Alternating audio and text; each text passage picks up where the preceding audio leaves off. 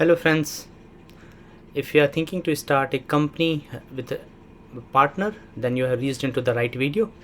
Today we are going to talk about a limited liability partnership company, and I'll tell you why we are suggesting this type of company registration.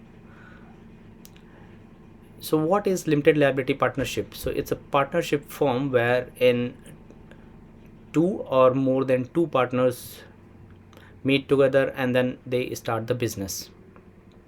Now in terms of the entity, this particular business entity is separate from its partner, and the partners will be having, as the name suggesting, a very limited liability towards the business.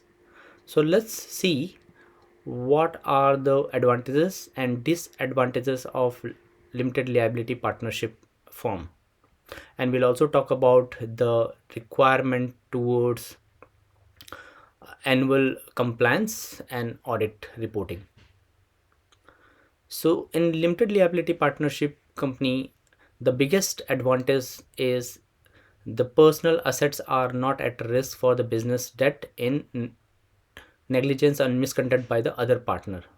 So let's say if your partner is doing any misconduct with your client, and because of that reason, if the client has asked for the compensation, and if it is proven in a court that you are not involved into that particular misconduct, then your personal assets are not at risk.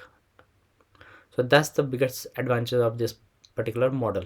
And why people go for it is, if they do not know the partner very well, or if they do not belong from the same family, then is the best way of starting a business. In terms of flexibility in management, yeah, obviously partners can manage the entire business, or they can appoint managers and other people to manage the business. It's easy to raise the fund. You can go for a financing option like loan, and obviously if tomorrow your partner is deciding to leave the firm, then you have the option to get another partner and keep this business running in.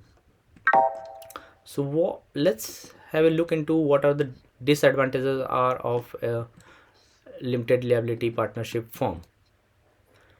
So it's requirement towards documentation, registration, as well as the compliance. The end of year compliance related procedure are little bit complex. It's a little bit expensive to set up and keep running this particular business than the sole proprietorship. In terms of the compliance requirement, obviously you need to fill form number 8, form number 11, and then your annual return. And for that purpose, you can't miss it.